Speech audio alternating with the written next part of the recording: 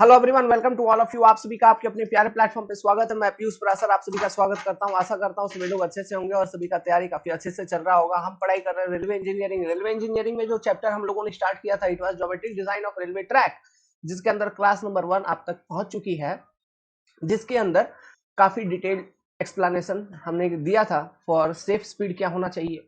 ठीक है, कौन कौन से क्राइटेरिया है जिस पर बेस्ड हम सेफ स्पीड निकालते हैं, उसको पढ़ा था। फिर सुपर एलिवेशन को हमने डिजाइन किया था बहुत अच्छे तरीके से। ठीक है, अब यहां से आगे बढ़ते हैं। तो ये इन सब चीजों को, ये सब चीजें याद होंगी उम्मीद करता हूं, जो प्रीवियस क्लास में हम लोगों ने देखा था, क्योंकि कॉन्सेप्ट्स वही क्लास के यूज होंगे अभी आगे। ठीक है, चलिए जो नेक्स्ट टॉपिक है अपना, हेडिंग डालिए कैंट डिफिशियंसी। सुपर एलिवेशन जो हम प्रोवाइड करते हैं इसी को हम कैंट कहते थे। तो कैंट डेफिशिएंसी क्या होता है इस चीज को समझते हैं। तो देखिए यहाँ पे आपको दिख रहा होगा, लेट्स सपोज इस तरह का आपका कर्व है। तो ये आपका इनर रेल हो गया और ये आपका आउटर रेल हो गया। ये चीज क्लियर है ना, इनर रेल आउटर रेल। तो आउटर रेल को हम एलिवेट करते हैं with respect to inner rail, तो इसी को हम सुपर एलिवेशन कहते हैं। ठीक है, तो यहाँ पे आप देख पा रहे होंगे साफ साफ, नीट एंड क्लीन। ये देखिए एक एलिवेशन प्रोवाइड कर रखा है, एक कैंट प्रोवाइड कर रखा है ऑफ मैग्नीट्यूड ई। और इस कैंट को हम क्या कहते थे, ई एक्चुअल या फिर ई इक्विलिब्रियम कहते थे, एक्विलिब्रियम कहते थे। ठीक है, अब ये जो ई एक्चुअल या फिर ई इक्विलिब्रियम प्रोवाइड की गई है, वो प्रोवाइड की गई है corresponding to average velocity, V average provide की गई है। एवरेज वेलोसिटी का कॉन्सेप्ट आपको मालूम है। अब देखिए, चूंकि ये जो वेलोसिटी है ये एवरेज है। अब ऐसा तो कंपलसरी नहीं है ना कि जितने भी लोकोमोटिव्स हैं, जितने भी ट्रेन हैं, वो इसी एवरेज वेलोसिटी के साथ इस कर्व को निगोशिएट कर रहे होंगे। No, there are high speed, obviously वहां पे हाई स्पीड मूविंग ट्रेन होंगे।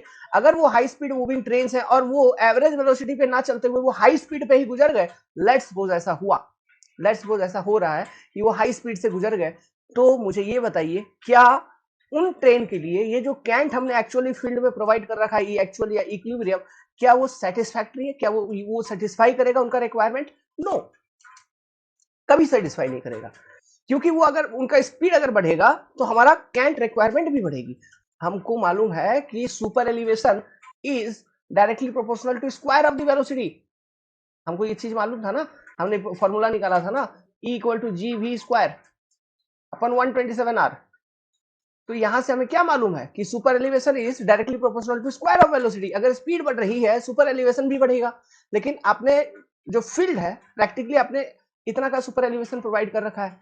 तो हाई स्पीड ट्रेन के लिए जो कैंट में डेफिशिएंसी, तो मतलब वो जो सुपर एलिवेशन उसको चाहिए टोटल, और जो आपने प्रोवाइड कर रखा है उन दोनों का डिफरेंस लेंगे, तो उस पर्टिकुलर ट्रेन के लिए आपको सुपर एलिवेशन में कितना कमी है ये निकल जाएगा। उसी कमी को हम कहते हैं कैंट डेफिशिएंसी। कहने का मतलब है, लेट्स सपोज कि कोई ट्रेन वी एवरेज से ना निगोशिएट करते हुए वी मैक्सिमम से चल रहा है, मैक्सिमम वेलोसिटी से चल रही है वो। ठीक है, वी मैक्सिमम, है ना। तो उसके लिए जो आपने अभी सुपर एलिवेशन प्रोवाइड कर रखा है ये उसके लिए सेटिस्फाइंग नहीं है। उसके लिए और कुछ सुपर एलिवेशन चाहिए था। लेट्स सपोज उसके लिए चाहिए था इतना का सुपर एलिवेशन, मतलब आपको इतना राइज करना था विथ रेस्पेक्ट टू इनर, आपको टोटल इतना राइज करना था, ये इतना वैल्यू। कहने का मतलब है आप इस तरफ देखो, ई एक्चुअल आपने प्रोवाइड कर रखा है लेकिन इतना और चाहिए उसको। तो ये जितना और चाहिए इसी चीज को हम कहते हैं सीडी या फिर कैंट डिफिशियंसी। उसके बाद जब हम ई एक्चुअल प्लस सीडी को क्लब कर दें, मिला दें, तो ये जो चीज, ये जो टोटल सुपर एलिवेशन निकलती है, इसको हम कहते हैं थ्योरेटिकल सुपर एलिवेशन, ईटीएच, जो कि प्रोवाइडेड नहीं है। प्रोवाइडेड कौन सा है, ध्यान रखिएगा, ई एक्चुअल या फिर इक्विलिब्रियम सुपर एलिवेशन ही ट्रैक पे प्रोवाइडेड है ना। ईटीएच प्रोवाइडेड नहीं है। ETH is the required super elevation corresponding to V max, maximum velocity of negotiation. ठीक है, V max corresponding to V max. But आपने जो प्रोवाइड कर रखा है ई एक्चुअल या equilibrium super elevation, it is corresponding to average velocity. तो कोई अगर ट्रेन मैक्सिमम वेलोसिटी से मूव करे उस पर्टिकुलर कर्व पे जहां पे आपने ई एक्चुअल या ई इक्विलिब्रियम प्रोवाइड कर रखा है, तो उसके लिए वो जो सुपर एलिवेशन आपने प्रोवाइड कर रखा है वो सेटिस्फैक्टरी नहीं होगा। तो जो सुपर एलिवेशन की वैल्यू उसके लिए लैक कर रही होगी, है ना, that super elevation value is called as cant deficiency in simple words. समझ में आ रहा है? उसके बाद ई एक्चुअल और कैंट डेफिशिएंसी को अगर हम क्लब कर दें तो जो सुपर एलिवेशन की वैल्यू मिलती है उसे हम कहते हैं ईटीएच या फिर theoretical super elevation value. It is corresponding to maximum velocity V max, है कि नहीं? It is corresponding to V max, it is corresponding to V average. तो उम्मीद करता हूं आपने ये कैंट डिफिशियंसी को समझ लिया है। तो हम अगर लिखे इक्वेशन बनाए, E T H will be equal to E actual plus cant deficiency, this will be your formula. अब देखिए ट्रेन के रेस्पेक्ट में सोचिए, मान लीजिए किसी ट्रेन के लिए दो ट्रेन है, समझिए दो ट्रेन गुजर रही हैं इस पर्टिकुलर कर्व से जहां पर आपने ई एक्चुअल प्रोवाइड कर रखा है करस्पॉन्डिंग टू पर्टिकुलर वेलोसिटी। दो ट्रेन गुजर रही हैं, एक ट्रेन के लिए जो कैंट डिफिशियंसी है वो CD1 है। CD ऐसा नहीं छोड़ के मतलब ऐसा नहीं कंसिडर करके आप वैल्यूज में ले लीजिए, तब ज्यादा अच्छे समझ में आएगा। किसी एक ट्रेन के लिए जो कैंट डिफिशियंसी की वैल्यू आपको निकल रही है उस पर्टिकुलर एक किसी इस पर्टिकुलर केस में लेट्स सपोज वो निकल रही है 1.5 सेंटीमीटर, दूसरे ट्रेन के लिए जो कैंट डिफिशियंसी की वैल्यू निकल रही है 2 सेंटीमीटर, मतलब कैंट डिफिशियंसी का वैल्यू आपका अलग अलग है। ठीक है, अब मुझे ये बताइए जो पहला ट्रेन है जिसके लिए कैंट डिफिशियंसी का वैल्यू 1.5 सेंटीमीटर है उसका वेलोसिटी ज्यादा होगा या कम होगा दूसरे वाले से? ऑब्वियसली कम होगा। ठीक है, तो इसका वेलोसिटी मान लीजिए v1, इसका वेलोसिटी है v2, तो ऑब्वियसली इन कैंट डिफिशियंसी के वैल्यूज को देख के आप बता पाओगे कि v2 is more than v1, वो ज्यादा स्पीड से चल रहा था इसलिए उसके लिए कैंट डिफिशियंसी ज्यादा हो गया, है ना? मतलब और थोड़ा कैंट उसको चाहिए था, ये एक चीज बता पाओगे। दूसरा और क्या, इन कैंट डेफिशिएंसी के वैल्यूज को ऑब्जर्व करके जस्ट लुक करके आप और क्या सोच सकते हैं? देखिए अगर किसी के लिए कैंट डेफिशिएंसी किसी के लिए ज्यादा, तो अगर कैंट डेफिशिएंसी ज्यादा है मतलब जो सुपर एलिवेशन उसको चाहिए था वो सुपर एलिवेशन प्रोवाइडेड नहीं है, मतलब जो सेंट्रीफ्यूगल फोर्स होगा उसका एक्शन होगी यहाँ पे, सेंट्रीफ्यूगल फोर्स मतलब अनबैलेंस्ड होगी। हम सुपर एलिवेशन जब प्रोवाइड करते हैं इक्विलिब्रियम कंडीशन के करस्पॉन्डिंग हमारा ऑब्जेक्टिव क्या था? सेंट्रीफ्यूगल फोर्स को बैलेंस करवानी है by providing a cant so that centripetal force is developing. तो ये सेंट्रीपिटल फोर्स और सेंट्रीफ्यूगल फोर्स बैलेंस हो रहा था। बट अगर कैंट डिफिशियंसी का पिक्चर मतलब पिक्चर में आ रहा है तो, और जिसका कैंट डिफिशियंसी ज्यादा मतलब सेंट्रीफ्यूगल फोर्स का इफेक्ट उस पर ज्यादा, मतलब वो ट्रेन आउटर साइड मतलब जो आउटर कर्व है उस तरफ ज्यादा शिफ्टेड है। हो सकता है अगर लोड अनबैलेंस बहुत ज्यादा हो गया है ना, हाई कैंट डिफिशियंसी के कारण लोड ज्यादा अनबैलेंस हो सकता है। अगर कैंट डिफिशियंसी ज्यादा होगा तो ये चीज में हम समझ सकते हैं ना कि जो आउटर व्हील है उस पर ज्यादा लोड आ रही है तो ओवर टर्निंग का चांस है। प्लस चूंकि कैंट डिफिशियंसी अगर ज्यादा है तो कर्व पे जब आपका व्हीकल निगोशिएट करेगा तब जो आउटर व्हील का फ्लेंज है वो आउटर रेल से घिसता हुआ चलेगा तो wear and tear of rails हो सकता है। तो ये सारे प्रॉब्लम है, तो ये हम ऑब्जर्व कर सकते हैं by looking at cant deficiency value. समझ में आ रहा है? तो कैंट डिफिशियंसी का मैक्सिमम वैल्यू पर भी लिमिट है कि कैंट डिफिशियंसी का मैक्सिमम वैल्यू कितना हो सकता है, उस चीज को भी देखेंगे। लेकिन उससे पहले आप इसको बना लीजिए। उम्मीद करता हूं आप ये कैंट डिफिशियंसी का एक मतलब कुछ बेसिक आपने समझ लिया है। ओके ठीक है, बना लिया आपने। इसके आगे लिखिए, इसके आगे लिखेंगे तो ये जो ई थ्योरेटिकल हमने निकाला, E T H equal to हमने लिखा E T H equal to E theoretical equal to E actual plus cant deficiency. E T H equal to लिखा हमने E actual plus cant deficiency. तो इसी चीज को हम फॉर्मूला के फॉर्म में लिख सकते हैं जी वी मैक्सिमम का स्क्वायर, वी मैक्स का स्क्वायर 127/r। तो इस फॉर्मूला को यूज करके हम डायरेक्टली ई थ्योरेटिकल निकाल भी सकते हैं। ठीक है, ये एक्सप्रेशन हो गया आपका। नाउ अगर हम कुछ इसको डिफाइन करने का कोशिश करें तो अगर कैंट डिफिशियंसी CD ज्यादा, तो किसी ट्रेन के लिए अगर कैंट डिफिशियंसी ज्यादा हो रहा है तो इसका मतलब आप क्या समझ रहे हो कि जो आउटर व्हील है उसमें लोड ज्यादा आ रहा है, आउटर व्हील पे लोड ज्यादा आ रहा है तो सुपर एलिवेशन का चांसेस ज्यादा हो जाएगा, सॉरी ओवर टर्निंग का चांसेस ज्यादा हो जाएगा। अगर कैंट डिफिशियंसी ज्यादा, ओवर टर्निंग का चांस ज्यादा, overturning chances are more. ठीक है, chances will be more, overturning का चांस ज्यादा प्लस यार पैसेंजर भी डिस्कंफर्ट फील करेगा तो discomfort to passenger will be more. Okay, तो कैंट डिफिशियंसी ज्यादा, ओवर टर्निंग चांसेस ज्यादा, क्योंकि जो अनबैलेंस फोर्स है ना, क्योंकि दोनों ट्रैक के ऊपर लोड व्हील लोड जो है वो बैलेंस नहीं है ना, आउटर रेल पे ज्यादा आ गया, ओवर टर्निंग का चांस इसलिए ज्यादा हो जाएगा। Discomfort to passenger will be more, train will be shifted in laterally outward direction, जिस कारण से जो व्हील है उसका जो फ्लेंज है, आउटर व्हील का जो फ्लेंज है वो आउटर रेल के इनर फेस से, आउटर रेल के इनर फेस या फिर गेज फेस से कंटैक्ट में आ जाएंगे, फिर रब होके जब चलेगा तो जो साइड वियर है वो ज्यादा होगा। बेसिकली वियर एंड टियर यहाँ पे जो हम चर्चा कर रहे हैं, यहाँ पे side wear and top wear दोनों होने का संभावना होगा। ठीक है, side wear and top wear दोनों होगी। टॉप वियर क्योंकि लोडिंग ज्यादा है, साइड वियर क्योंकि सेंट्रीफ्यूगल फोर्स का इफेक्ट ज्यादा है, ज्यादा लग रहा है, मतलब लैटरली आउटवर्ड डायरेक्शन में लग रही है, जिस कारण से ट्रेन लैटरली आउटवर्ड शिफ्ट हो चुकी है। तो साइड एंड टॉप वियर दोनों आपको यहाँ पे देखने को मिलेगा।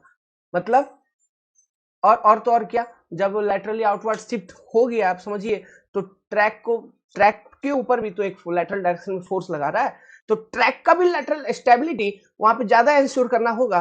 तो इसलिए हमेशा हम कहते हैं कि जब भी कर्व लोकेशन होता है वहां पे जो हम बालास्ट प्रोवाइड करते हैं, तो बालास्ट का जो शोल्डर कह लो या बालास्ट सेस कह लो, ये जो हम प्रोवाइड करते थे, तो ये क्या इंश्योर करता था, लैटरल स्टेबिलिटी। तो कर्व लोकेशन पे आउटर रेल जो है उसके फेरीफेरी पे, उसके अलोंग हम जो बालास्ट सेस प्रोवाइड करते हैं, उसमें कम से कम जो भी विड्थ आपको स्टैंडर्ड स्ट्रेट ट्रैक पे आपको प्रोवाइड करना है, उसमें से 15 से 20 सेंटीमीटर ज्यादा हम प्रोवाइड करते हैं वहां पे विड्थ, ताकि लैटरल स्टेबिलिटी ऑफ ट्रैक ज्यादा बना रहे। और फास्टिंग्स को भी बहुत अच्छे तरीके से चेक करना है, ताकि कोई फास्टिंग्स वगैरह लूज ना रहे, है ना, प्रॉपर मेंटेनेंस रिक्वायर्ड पड़ेगी। ये सब चीजें होने लगती है डियर, समझ में आ रहा है बात? ठीक है, सब चीज को आपस में लिंकअप करो यार, कुछ नहीं है। ठीक है, तो इसको अगर, ये तो हमने आपको कुछ पॉइंट्स बताए जो कि आपके ऑब्जेक्टिव एग्जाम्स में काम आएंगे। अगर हम इसको डिफाइन करें तो हम कैसे डिफाइन कर सकते हैं? हम इसको ऐसे डिफाइन कर सकते हैं, इसका डेफिनेशन हम ऐसे लिख सकते हैं कि कैंट डिफिशियंसी क्या है। देखिए तो मेरे दोस्त, इसको कुछ हम ऐसे डिफाइन कर सकते हैं, definition for a high speed train cant required will be more than cant provided, so the train will be forced to move on a lower cant, क्योंकि उसको तो ज्यादा कैंट चाहिए बट आपने कैंट कम प्रोवाइड कर रखा है ना, तो ट्रेन फोर्सफुली लोअर कैंट पे चल रही है। This deficiency of cant for a high speed train is called cant deficiency. समझ गए? बड़ा सिंपल है। ठीक है, नेक्स्ट। अब सवाल आती है कि सोचने वाली बात है, तो ये कैंट डेफिशिएंसी कुछ भी हो सकता है क्या? 2 मीटर, 4 मीटर, 5 मीटर, 10 मीटर, कुछ भी, any possible value it can have? ऐसा भी नहीं, इसके ऊपर भी लिमिट है। ओके, कि कैंट डिफिशियंसी किस पर्टिकुलर ट्रैक पे कितना होना चाहिए, मैक्सिमम टू मैक्सिमम कितना आप कैंट डिफिशियंसी अलाउ कर सकते हो, है ना, कोडल प्रोविजंस है, उससे ज्यादा आप अलाउ नहीं कर सकते। तो maximum limit of cant deficiency क्या है, उससे रिलेटेड एक छोटा सा डेटा है, टेबल है, जो आपको ध्यान रखना है, लिखवाता हूं। तो ये टेबल कुछ इस तरह से है।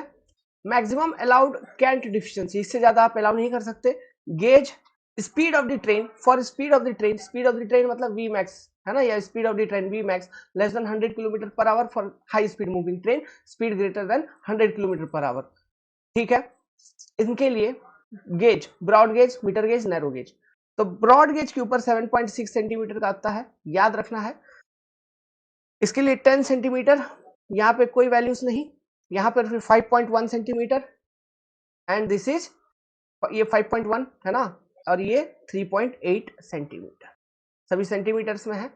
ये वैल्यू आपको ध्यान रखना है, ये सीधा ऑब्जेक्टिव क्वेश्चंस में पूछे जा सकते हैं आपसे, या फिर अगर आप कोई इस तरह के एग्जाम में बैठे हो जहां कन्वेंशनल पेपर है, तो वहां पे क्वेश्चन आएंगे आपको, कन्वेंशनल क्वेश्चन, जहां पे ये डेटा का यूज होगा, और वो सिर्फ ट्रैक मेंशन करके रखेंगे, है ना, और स्पीड वगैरह तो आपको मालूम ही रहेगा, वहां पे प्रोवाइडेड होगा, और वो कैंट डेफिशिएंसी वगैरह मेंशन करके नहीं रखेंगे, है ना, आपको देंगे ही नहीं कैंट डेफिशिएंसी का वैल्यू। वो ये चाहेंगे, वो ये उम्मीद करेंगे कि आपको ये वैल्यू याद हो, ताकि आप डायरेक्टली यूज कर पाओ, है ना। तो इसलिए बहुत इंपॉर्टेंट है, रिमेंबर दिस पर्टिकुलर टेबल। इस वाले क्वेश्चन को लिखिए। Okay, on a BG 3 degree curve track, broad gauge का कर्व ट्रैक है, degree of curve is 3 degree, the equilibrium cant is provided for 70 kilometre per hour speed, calculate the value of cant after allowing maximum cant deficiency, full stop हो गया। Next, उसके बाद आगे, what would be the maximum permissible speed on the track, ये कुछ चीजें ये पूछ रहा है। देखिए क्वेश्चन को अप्रोच कैसे करेंगे, ये ईएससी का कन्वेंशनल क्वेश्चन है, ठीक है। देखिए सबसे पहले बोल रहा है कि 3 डिग्री कर्व है, इस पे आपको इक्विलिब्रियम कैंट प्रोवाइड करना है for a 70 kilometre per hour.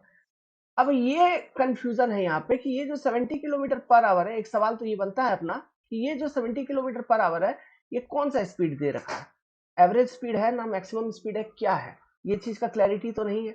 तो मैं आपको बताऊं, देखिए यहाँ पे बोला है on a BG 3 degree curve track the equilibrium cant is provided, equilibrium cant को प्रोवाइड कर दिया गया है फॉर इतना, मतलब ये सिंपल सी बात है, वी एवरेज है, ठीक है।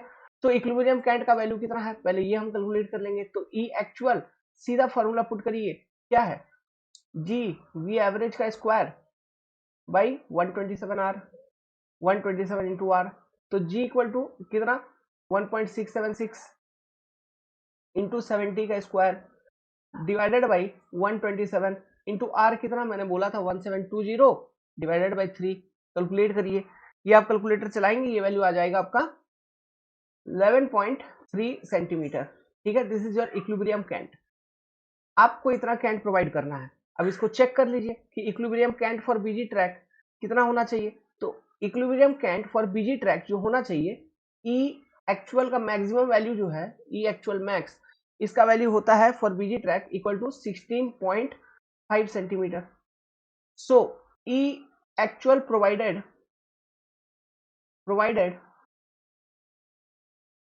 Is less than E actual max.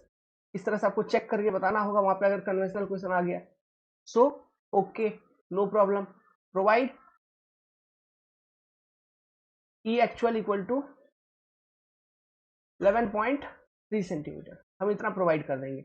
चलिए अब जब हम कैंट इतना प्रोवाइड कर ही दिए हैं एक्चुअल कैंट, ठीक है, तो आगे का क्वेश्चन देखिए क्या बोल रहा है, calculate the value of cant after allowing maximum cant deficiency.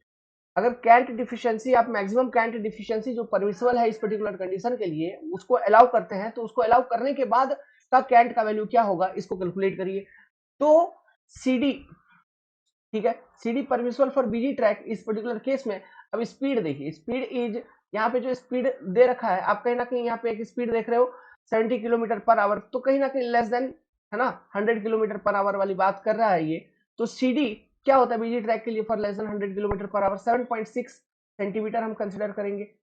तो उसके बाद तो calculate the value of cant, तो जो कैंट फिर हमको मिलेगा वो मिलेगा ई थ्योरेटिकल मिलेगा, जो कि होगा क्या, ई एक्चुअल प्लस कैंट डेफिशिएंसी, मतलब 11.3 सेंटीमीटर प्लस 7.6, तो 11.3 प्लस 7.6 ये जो मिला ये अपने को मिला 18.9 सेंटीमीटर, है ना।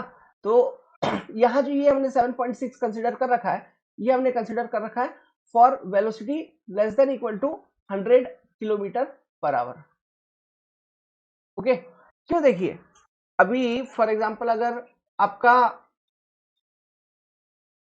ये जो वेलोसिटी है जो हमने less than equal to 100 kilometre per hour consider किया, ये क्यों किया, देखो जो क्वेश्चन में आपको एवरेज वेलोसिटी दे रखा था, मैंने एक कंसेप्ट बताया था, जो एवरेज वेलोसिटी निकालने का जो तरीका है वो कहीं ना कहीं जो मैक्सिमम वेलोसिटी उसका 75% भी होता है। ई थ्योरेटिकल जो हम प्रोवाइड करते हैं वी मैक्स के करस्पॉन्डिंग प्रोवाइड करते हैं, समझिए बात को, वी मैक्स के करस्पॉन्डिंग प्रोवाइड करते हैं। तो 70 किलोमीटर पर आवर इसका 75% होगा, समथिंग 93 या 94 किलोमीटर पर आवर का जो वेलोसिटी है उसका 75% होगा। तो जो मैक्सिमम वेलोसिटी है वो कहीं ना कहीं 100 किलोमीटर पर आवर से लेस है, इसलिए हमने फिर जो कैंट डिफिशियंसी है वो 7.6 सेंटीमीटर चूज किया for this particular BG track, है ना, क्योंकि जो वेलोसिटी का अंदाजा हमको लग रहा है it is less than equal to 100 kilometre per hour. समझ में आई बात, लॉजिक पकड़ पा रहे हो क्या, है ना, ये सब लॉजिक यूज होगा कन्वेंशनल क्वेश्चन को सॉल्व करते वक्त। तो अब यहां से तो ई थ्योरेटिकल तो ये निकल गया, तो हमको मैक्सिमम वेलोसिटी भी तो बतानी है, मैक्सिमम लिमिटिंग वेलोसिटी कि इससे ज्यादा इस ट्रैक के ऊपर आप चल ही नहीं सकते, इससे ज्यादा वेलोसिटी से इस ट्रैक के ऊपर चल ही नहीं सकते, वो वेलोसिटी भी बतानी है, लिमिटिंग वेलोसिटी। तो वो हम कैसे बताएंगे, तो देखिए वो लिमिटिंग वेलोसिटी बताने का जो कॉन्सेप्ट है वो ये है, जो हमें ई थ्योरेटिकल मिल गया।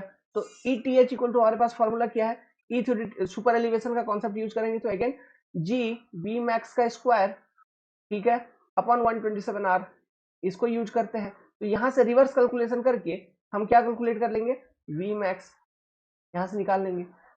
ठीक है, तो पुट करिए 18.9 सेंटीमीटर, तो चीजों को मीटर में लिखनी है तो डिवाइडेड बाय 100 पहले ही कर दिया, equal to 1.676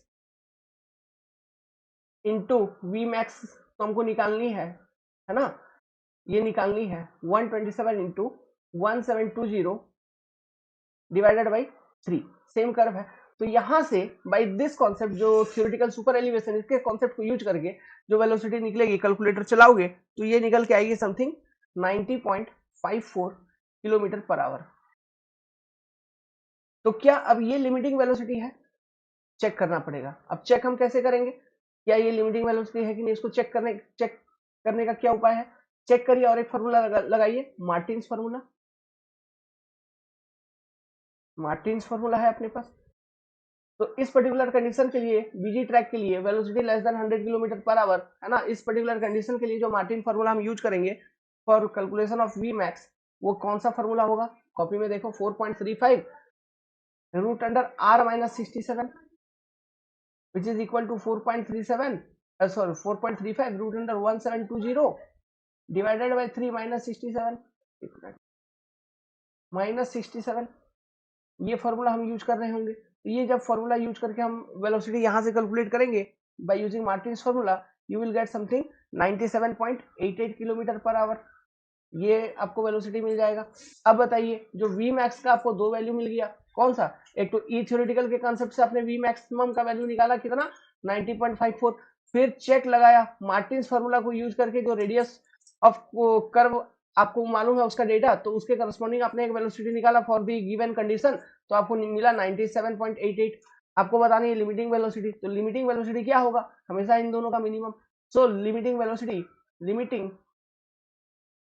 maximum velocity, max velocity इस ट्रैक के लिए, इस पर्टिकुलर ट्रैक के लिए वो होगा आपका 90.54 किलोमीटर पर आवर। इससे ज्यादा का वेलोसिटी पे आप ट्रैक को, मतलब ट्रेन को इस ट्रैक के ऊपर नहीं चला सकते, इस कर्व ट्रैक के ऊपर कभी नहीं। यही क्वेश्चन पूछे। तो ये जो आपको मैंने कन्वेंशनल क्वेश्चन करवाया, इसमें से अलग अलग पार्ट्स में हो सकता है छोटा छोटा न्यूमेरिकल क्वेश्चन पूछ ले, जैसे पहला वाला ही पार्ट पूछ ले या फिर दूसरा वाला पार्ट पूछ ले, छोटा छोटा इंडिपेंडेंट न्यूमेरिकल क्वेश्चन पूछ ले, है ना, डेफिनेटली पूछेंगे। तो ये आपका कैंट एफिशिएंसी का कॉन्सेप्ट है। नेक्स्ट, इसी में अगर मैं बताऊं, जैसे कि यहाँ पे हमने बोला कि कैंट कम हो गया, ठीक है, तो ये जो कैंट आपका कम हुआ है, ये हाई स्पीड ट्रेन के लिए कम हुआ है, लेकिन एट द सेम टाइम अगर हम बात करें, कैंट आपका ज्यादा भी हो सकता है, किसके लिए, सेम कैंट, यही इक्विलिब्रियम कैंट आपका ज्यादा भी हो सकता है फॉर स्लो मूविंग व्हीकल्स, है ना। अगर मतलब जो इक्विलिब्रियम स्पीड आपने दे रखा है उससे अगर कम स्पीड पे अगर ट्रेन चल रही है, तब फिर कैंट उस ट्रेन के लिए ज्यादा हो जाएगा, ये सुपर एलिवेशन उस ट्रेन के लिए ज्यादा हो जाएगा। तो उस पर्टिकुलर ट्रेन के लिए जो कैंट ज्यादा हो गया उसको हम बोलेंगे कैंट एक्सेस, जैसे इसको कैंट डेफिशिएंसी बोल दिया, उसको हम कैंट एक्सेस बोल देंगे। तो कैंट एक्सेस के कंडीशन में क्या होगा, आपको ये देखने को मिलेगा कि थोड़ा सा डिस्टरबेंस हो गया था, तो कैंट एक्सेस के केस में जो इनर रेल है उसके ऊपर व्हील लोड ज्यादा आने लगेगा, फिर समझ में आ रहा है, तो ये प्रॉब्लम होगी, फिर उसके ऊपर व्हील लोड ज्यादा होने लगेगा, व्हीकल और ज्यादा टिल्ट करने लगेगा, मान लीजिए, तो डीरेलमेंट का प्रॉब्लम, क्योंकि स्पीड कम है ना, तो स्पीड कम है, तो मैंने आपको बताया था वो कर्व याद करिए, स्पीड अगर कम है तो सेंटर की तरफ आने की कोशिश करेगा व्हीकल, मतलब डीरेलमेंट होने का चांसेस ज्यादा है अंदर की ओर, है ना, टिल्ट कर जाएगा या पहिया उतर जाएगा, ये प्रॉब्लम हो सकता है कैंट एक्सेस के केस में, ठीक है, तो नोट कर लीजिए। ओके, कैंट एक्सेस का कोई गाइडलाइन नहीं है, कुछ नहीं, कैंट डेफिशिएंसी से रिलेटेड गाइडलाइन था जिसपे हम फोकस करते हैं। ओके, क्योंकि कर्व के इनर साइड पे डिरेलमेंट का उतना केसेस देखा नहीं गया है ना, वो जनरली दिखता नहीं है, मेन ओवरटर्निंग वाला कि बाहर की तरफ फेंका जाएगा, कैन डेफिशिएंसी के केस में अगर ज्यादा कैन डेफिशिएंसी हुआ तो बाहर की तरफ फेंका जाएगा, वो प्रॉब्लम ज्यादा गवर्निंग है, ठीक है, नोट इट डाउन। ये न्यूमेरिकल क्वेश्चन आपको समझ में आया। अब इस वाले क्वेश्चन को देखिए, जैसे कि मैंने बोला था, है ना, कि वेल्डिंग से रिलेटेड, वेल्डिंग ऑफ रेल से रिलेटेड एक कन्वेंशनल क्वेश्चन मैं आप सभी को करा दूंगा। तो ये जो क्वेश्चन है रंगवाला की किताब का है ना, सेम क्वेश्चन आपको इंजीनियरिंग सर्विस एग्जामिनेशन में पूछे जा चुके हैं, ठीक है। तो क्वेश्चन को पढ़िए, देखिए कॉन्सेप्ट आपका उसका वेल्डिंग से रिलेटेड क्लियर हो जाएगा। क्वेश्चन पूछा है what should be the length of track, पहला टू ओवरकम टेम्परेचर स्ट्रेस, दूसरा to prevent creep for equilibrium, ठीक है, और बाकी ये सारा डेटा गिवन है। यहाँ पे ये डेटा देखिए, एज्यूम 700 kg पर kilometre as as resistance to track move. देखिए क्या बात है, क्या बात, क्या है दोनों बात। बात ये बोल रहा है किसी एक एरिया में आप ट्रैक बिछाने जा रहे हैं, वहां पे टेम्परेचर राइज 30 डिग्री से होना चाहिए, ठीक है। तो यहाँ पे आपसे बोल रहा है calculate the length of welded rail, है ना, to overcome the temperature stress. कहने का मतलब है, देखिए जब 30 डिग्री टेम्परेचर स्ट्रेस 30 डिग्री से टेम्परेचर इंक्रीज होगी, तो उस कारण से क्या इलोंगेशन होना चाहिए ट्रैक में, उसके करस्पॉन्डिंग ट्रैक में इलोंगेशन होना चाहिए। मुझे ये बताओ कि ये जो ट्रैक में इलोंगेशन होना चाहिए ड्यू टू टेम्परेचर राइज, मतलब ट्रैक मूव करना चाहिए लॉन्गिट्यूडनल डायरेक्शन में, क्यों करना चाहिए, क्यों कर रहा है भाई? कोई फोर्स लग रहा होगा ना ट्रैक के अंदर। ऑब्वियसली मैं जब तक आपको धक्का नहीं दूंगा आप आगे जाओगे क्या? नहीं जाओ। उसी तरह से कुछ ना कुछ धक्का दे रहा है, मतलब कोई ना कोई फोर्स ट्रैक के अंदर लग रही है, कोई ना कोई फोर्स ट्रैक के अंदर लग रही है। किस कारण से? टेम्परेचर के कारण से। अब वो फोर्स हम कैसे कैलकुलेट करेंगे जो ट्रैक के अंदर इस टेम्परेचर राइज के कारण लगना चालू हो गया? तो वो फोर्स हमने आपको कैलकुलेट करके बताया था, that particular force is nothing but E A alpha T. ये इस तरह से हम value of that particular force calculate करेंगे। और यहाँ पर आपको सारा डेटा दे रखा है, जैसे ई का वैल्यू आपको दे रखा है केजी पर सेंटीमीटर स्क्वायर में 21.5 इंटू 10⁵ आपको कर दीजिए यहाँ पे। फिर क्रॉस सेक्शन एरिया भी दे रखा है, ए का 60 सेंटीमीटर स्क्वायर दे रखा है। तो अगर ये 60 सेंटीमीटर स्क्वायर दे रखा है, तो यहाँ से सेंटीमीटर स्क्वायर, नीचे से सेंटीमीटर स्क्वायर खत्म हो गया। अभी तक हमारे पास चीजें किसमें? केजी में। अब इसके बाद तो क्या, बस 1.15 इंटू 10⁵, सॉरी 10⁻⁻5, थोड़ा सा फंसने लगा है, कोई बात नहीं, इंटू 30 ये कर देंगे तो अपने को फोर्स निकल जाएगा। और ये जो फोर्स निकलेगा किसमें निकलेगा? केजी में। तो ये टोटल फोर्स निकल रहा है 44,460 केजी। कहने का मतलब due to temperature rise, simple देसी भाषा में समझिए, due to temperature rise by 30 degree in this particular rail, जो भी डेटा गिवन है, आपको इतना फोर्स लग रहा है जिस कारण से उसका लॉन्गिट्यूडनल मूवमेंट होना चाहिए। लेकिन ध्यान दीजिए, हम उस रेल को स्लीपर से कनेक्ट कर रखे हैं हर एक इंटरवल पे, ठीक है। तो स्लीपर कुछ ना कुछ रेजिस्टेंस ऑफर करेगा, रेल को मूव करने नहीं देगा ना, क्योंकि पकड़ा हुआ है स्लीपर उसको, समझ रहे हो? तो वो चीज है रेजिस्टेंस। तो यहाँ पे वही रेजिस्टेंस को आपको पर किलोमीटर लेंथ ऑफ ट्रैक के फॉर्म में दे रखा है ना। 700 kg पर kilometre length of track is your resistance, ठीक। तो टोटल फोर्स कितना लग रहा है? टोटल फोर्स जो लग रही है टेम्परेचर इंक्रीज होने के कारण इतना केजी। ट्रैक कितना रेजिस्टेंस ऑफर कर रहा है पर किलोमीटर? 700 kg। क्वेश्चन क्या पूछ रहा है? To overcome the force generated due to this temperature rise, आपको कितना total length of track provide करना है एक साथ वेल्डिंग करके, कितना प्रोवाइड कर सकते हो, यही चीज पूछा है ना। टू ओवरकम टेम्परेचर स्ट्रेस, तो जो लेंथ ऑफ रेल होगा, length of rail will be equal to, simply निकल जाएगा क्योंकि आपका रेजिस्टेंस केजी पर किलोमीटर में दे रखा है और यहाँ पे फोर्स आपको केजी में निकल गया है। 44460 डिवाइडेड बाई 700, आप ये कर देंगे तो आपको ये निकल जाएगा लेंथ ऑफ रेल 63.5 किलोमीटर। मतलब आप इतना किलोमीटर तक, यहाँ पे कह रहा, देखिए थोड़ा ये डेटा है ना, जबरदस्त डेटा आ गया, बहुत लंबा डेटा आ गया, लेकिन सिंपली यही कह रहा है कि आप 63.5 किलोमीटर तक लेंथ ऑफ ट्रैक जो प्रोवाइड करेंगे, वेल्ड करके प्रोवाइड कर दीजिए, सीधा लगातार वेल्डिंग करते रहिए। तो ये कॉन्टिन्यूसली वेल्डेड रेल के कैटेगरी में आ जाएगा, सीडब्ल्यूआर के कैटेगरी में आ जाएगा। सीडब्ल्यूआर जो कि एलडब्ल्यूआर का हायर वर्जन है, सीडब्ल्यूआर की कैटेगरी में आ गया।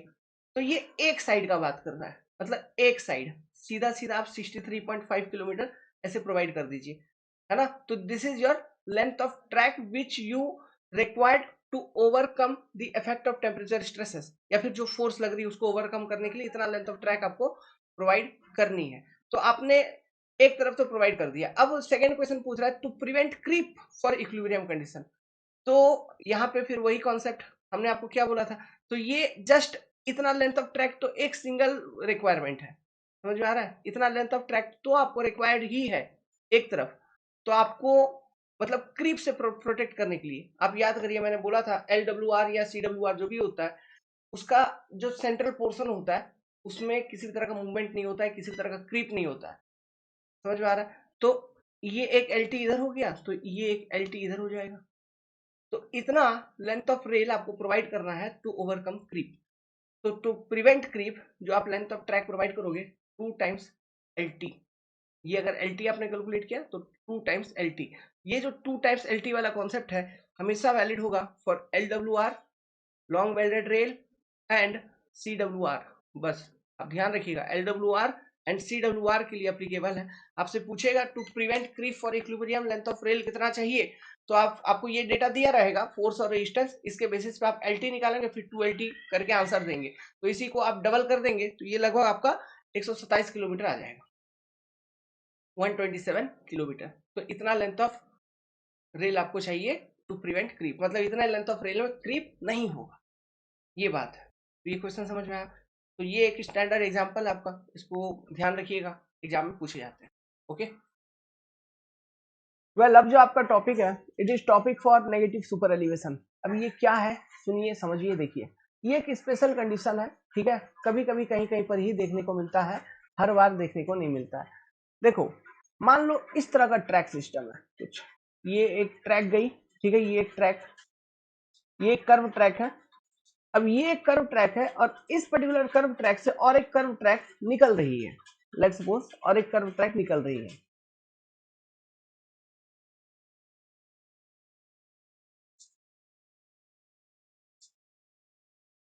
ठीक है, ये और एक कर्व ट्रैक निकल रही है। अब ये देखिए, लेट्स सपोज ये सेक्शन है ना, यहाँ पर this is your point A, this is your B, यहाँ पे क्रॉसिंग हो रही है, इस लोकेशन पे क्या हो रहा है, क्रॉसिंग हो रहा है। तो ये जो नेगेटिव सुपर एलिवेशन का इफेक्ट आपको जनरली देखने को मिलता है, ये कुछ ही लेंथ में देखने को मिलता है। जैसे वो जो सेक्शन ए बी जो स्विच वाला लोकेशन है और जो क्रॉसिंग वाला लोकेशन उससे थोड़ा आगे तक, उसके बाद हम लोग फिर नॉर्मल मेकअप कर लेते हैं। अभी लेकिन जो मैं बोल रहा हूँ ये है क्या, आपको तब समझ में आएगा जब इसके बारे में आप समझेंगे। देखिए होता क्या, अब यहाँ दो ट्रैक है, इनमें से किसी एक ट्रैक को हम कह देंगे मेन ट्रैक और किसी दूसरे को हम कह देंगे ब्रांच ट्रैक। अब मुझे ये बताइए किसको मैं बोलूंगा मेन ट्रैक और किसको मैं बोलूंगा ब्रांच ट्रैक, इस चीज को हम कैसे क्लासिफाई करेंगे? बड़ा सिंपल सा उपाय है, जिस पर ट्रेनें ज्यादा, जिस पर ट्रैफिक ज्यादा, वो होगी आपका मेन ट्रैक। सिंपल सा एक इस तरह से हम क्लासिफाई कर देते हैं। लेट्स सपोज ये जो ट्रैक आपका मेन ट्रैक है and this particular track is your branch track, जिसको हम बोलेंगे BT। तो मेन ट्रैक मतलब एम्प्टी, ब्रांच ट्रैक हो गया आपका BT। तो मेन ट्रैक अगर एम्प्टी है तो मेन ट्रैक को तो आपको प्रॉपर्ली फिर डिजाइन करना है, क्योंकि उस पर ट्रैफिक आपका ज्यादा है, ये कर्व है, तो वहां पे सुपर एलिवेशन वगैरह प्रॉपर्ली आप डिजाइन करोगे। तो मेन ट्रैक के केस में ये हो गया आपका इनर रेल IR, ये हो गया आउटर रेल, ठीक है। ब्रांच ट्रैक के केस में सिमिलरली ये वाला हो गया आपका इनर रेल और ये वाला हो गया आपका आउटर रेल OR। ये चीजें सारे कुछ ये समझ में आए? अब देखिए, तो हम यहाँ पे अगर हम मेन ट्रैक और ब्रांच ट्रैक डिफाइन कर रहे हैं बेस्ड ऑन ट्रैफिक, तो ट्रैफिक मेन ट्रैक पे ज्यादा है, मतलब हमको मेन ट्रैक को बहुत अच्छे से ढंग से सुपर एलिवेशन जो भी रिक्वायर्ड वगैरह है हमको वहां पे प्रोवाइड करनी है, तो हम करेंगे, है ना, तो हम करेंगे। लेट्स सपोज आपने सुपर एलिवेशन मेन ट्रैक के लिए प्रोवाइड कर दिया, तो क्या सुपर एलिवेशन प्रोवाइड करेंगे? एक्चुअल सुपर एलिवेशन का वैल्यू प्रोवाइड करेंगे। तो लेट्स सपोज हमने super elevation for main track provide कर दिया। नेक्स्ट पेज में डायग्राम दिखाता हूँ। तो ये देखिए, यहाँ पे हमने मेन ट्रैक और ब्रांच ट्रैक आपको दिखा रखा है, तो एक एक करके हम देखते हैं। तो सबसे पहले मेन ट्रैक का देखिए, तो मेन ट्रैक का ये वाला आपका इस तरह से कर्व था, तो ये वाला इनर रेल, ये आउटर रेल, तो ये आपका पॉइंट ए और रेल, ये वाला जो रेल है ये आपका रेल बी।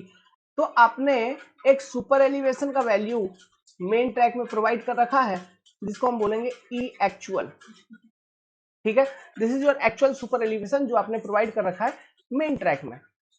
अब देखो बात, जो आपका स्विच से लेके क्रॉसिंग वाला लोकेशन है उस बीच में देखो, इमेजिन करिए ये आपका इस तरह से एक ट्रैक है और एक ट्रैक इस तरह से जाना है और एक ट्रैक इधर जा रहा है।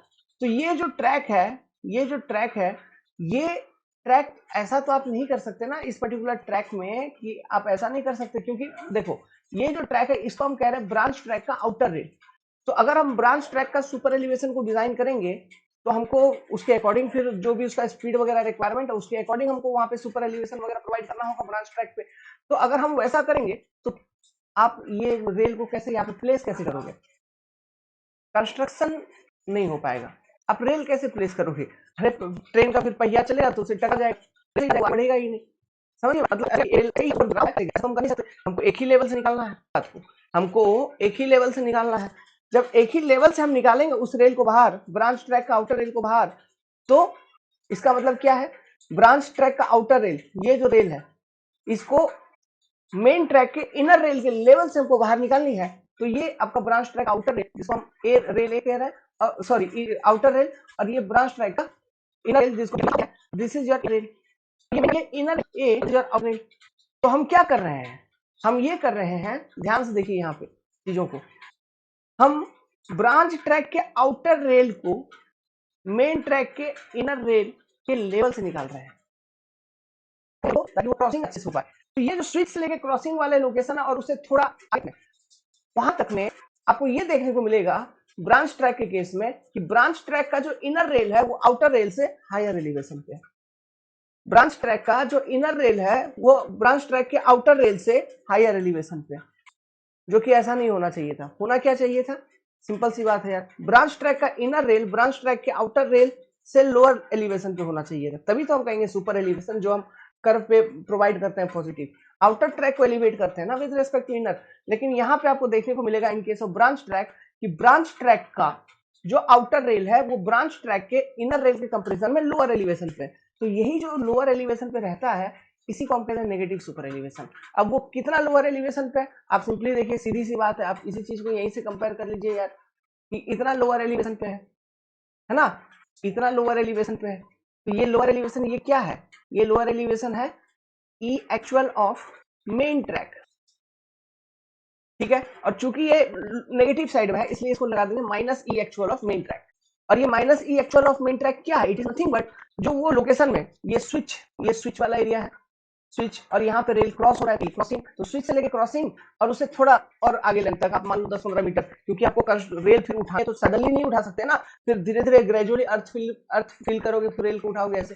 तो एक एक लेंथ में से लेके मिलेगा कि जो ब्रांच ट्रैक है उसका जो आउटर रेल है वो इनर रेल के कंपैरिजन में लोअर एलिवेशन पे है, और वो कितना, जितना उतना उतना मेन ट्रैक में सुपर एलिवेशन प्रोवाइड कर रखा है उतने से ही लोअर एलिवेशन पे होगा। मींस उस वाले स्ट्रेच में, उस लोकेशन में, ये जो minus E actual for main track है it is nothing but it is E actual for branch track BT. समझे? तो इसको मैं कहता हूँ E actual of main track, E actual MT, ये इस तरह से। तो यही जो नेगेटिव सुपर एलिवेशन है, मतलब यही जो नेगेटिव साइड में आपका आ गया है ना, इसी को हम कहते हैं नेगेटिव सुपर एलिवेशन। यही चीज को हम कहते हैं नेगेटिव सुपर एलिवेशन। तो ये नेगेटिव सुपर एलिवेशन किसके लिए आपको देखने को मिल रहा है? ब्रांच ट्रैक के केस में देखने को मिलता है। मेन ट्रैक जो उसको तो हम डिजाइन करेंगे ही करेंगे प्रॉपर्ली, क्योंकि उसमें ट्रैफिक हायर है तो उसका सेफ्टी सब कुछ हमको मेंटेन करते हुए चलना होगा। जो ब्रांच ट्रैक है उस केस में आपको नेगेटिव सुपर एलिवेशन देखने को मिलेगा इन सम स्ट्रेच, एक छोटे लेंथ में। समझे? और नेगेटिव सुपर एलिवेशन की कितना होगी? वैल्यू होगी जितना आपने super elevation, actual super elevation main track के लिए प्रोवाइड कर रखा है, सेम उतना ही मैग्नीट्यूड का सुपर एलिवेशन आप ट्रैक के केस में देखने को मिलेगा। समझे? ये यही चीज है नेगेटिव सुपर एलिवेशन, और कुछ नहीं। अब अगर आप यहाँ पर कैंट डिफिशियंसी वगैरह को इंक्लूड करोगे, है ना, ये तो ई एक्चुअल हो गया करस्पॉन्डिंग स्पीड, है ना, वो करस्पॉन्डिंग टू एवरेज होता है। ई थियोरेटिकल का अगर हम बात करें तो उसमें हमको कैंट डिफिशियंसी वगैरह को इंक्लूड करना होगा, इंट्रोड्यूस करना होगा। जब हम कैंट डिफिशियंसी वगैरह को इंट्रोड्यूस करेंगे, लेट्स सपोज मेन ट्रैक के लिए हमने कैंट डिफिशियंसी इंट्रोड्यूस किया, जो भी आपको कैंट डिफिशियंसी मेन ट्रैक पे आ रही है ना, वो लेट्स सपोज इतना आ रही है, कितना, तो ये आपका हो गया मेन ट्रैक के लिए कैंट डिफिशियंसी, जिसको हम कहेंगे। तो मेन ट्रैक के लिए जो थियोरेटिकल प्रेडिक्शन ईटीएच का वैल्यू होगा वो क्या होगा? उसको हम बोलेंगे E actual for main track plus cant deficiency. Cant deficiency main track और ब्रांच ट्रैक के लिए दोनों के लिए सेम। ब्रांच ट्रैक के लिए अगर आप कैंट डिफिशियंसी इंक्लूड करोगे ये आपका रेल का लेवल रहेगा इस तरह से कुछ। लेट्स सपोज, एक मिनट, लैग हो रही है थोड़ी सी, रुकिए, डायग्राम आप बनाइए अच्छे से। लेट्स सपोज ये आपका लेवल रहेगा, ओके। तो कैंट डिफिशियंसी आपको कहां से देखने को मिल रहा है? यहां से कैंट डिफिशियंसी आपने कहां पे प्रोवाइड किया है? जो आउटर रेल का लेवल था पहले, है ना, वहां से, मतलब ये यहां से, this is your cant deficiency. ये यहाँ पे सी डी आपको देखने को मिल रहा है, कैंट डिफिशियंसी आपने यहाँ पे दिया। तो फिर आउटर रेल का लेवल ये हुआ। तो यहाँ पर अगर मैं ई थ्योरेटिकल का वैल्यू लिखूं, अगर फॉर्मूला लिखूं ई टी एच, किसके लिए? ब्रांच ट्रैक के लिए। ये जो फॉर्मूला था ई T H for main track हो गया। अगर ब्रांच ट्रैक के लिए फॉर्मूला लिखे तो आप लिखेंगे E actual for branch track B T plus cant deficiency. तो E actual for branch track is what? Is nothing but minus of E actual for main track जो है plus C D cant deficiency. बस यही formula use होता हुआ चाहिए, है ना, यही आपको ध्यान में रखना है। फिर इसी तरह से यहाँ पे ये जो E theoretical equal to E actual for main track plus C D है, इसी चीज को मैं ऐसे भी लिख सकता हूँ, जी गेज वी मैक्स का स्क्वायर बाई 127 आर, ठीक है, radius of main track V max for main track, समझिए, ठीक है, गेज ऑफ मेन ट्रैक। इस तरह यहाँ पर ई थ्योरेटिकल फॉर ब्रांच ट्रैक जो है, इसको भी इस फॉर्मेट में अगर हम लिखना चाहें तो हम लिख सकते हैं जी वी मैक्स का square for branch track divided by 127 या 127 है ना, 127 into radius for branch track. ये फॉर्मूलेस है जिनको यूज करके ट्रैक और के मतलब इस पर बेस्ड न्यूमेरिकल क्वेश्चन आते हैं जो कि हम सॉल्व करते हैं। और उम्मीद करता हूं आपके एग्जाम में इस पर बेस्ड न्यूमेरिकल क्वेश्चन ना पूछे, नहीं पूछेगा यार, क्योंकि इस पर बेस्ड न्यूमेरिकल क्वेश्चन जब भी आते हैं ये कन्वेंशनल टाइप। वेल, ये नोट करिए। क्या हाल चाल है सबका? समझ में आ रहा है कि नहीं आ रहा है? रेलवे नोट करो अच्छे से, ठीक है, चीजों को वीडियो पॉज कर लो, नोट करो। ये इक्वेशंस हम यूज करते हैं और यहाँ से बेसिकली जो क्वेश्चंस है ना आपका कन्वेंशनल क्वेश्चंस। अच्छा मेरा माइक किधर है ना, रुको एक मिनट, क्या कह रहा था, यहाँ से जो क्वेश्चंस है बेसिकली आपको कन्वेंशनल क्वेश्चंस देखने को मिलते हैं। मतलब इसके जो ऑब्जेक्टिव क्वेश्चंस भी अगर आते हैं ना कुछ कुछ एग्जाम में, वही चीज कन्वेंशनल क्वेश्चंस में भी पूछ लेता है और 10-10 15-15 नंबर के क्वेश्चन डाल देते हैं, समझ रहे हो। एसएससी जेई वगैरह में तो छोटा छोटा क्वेश्चन 15-15 नंबर का आता है।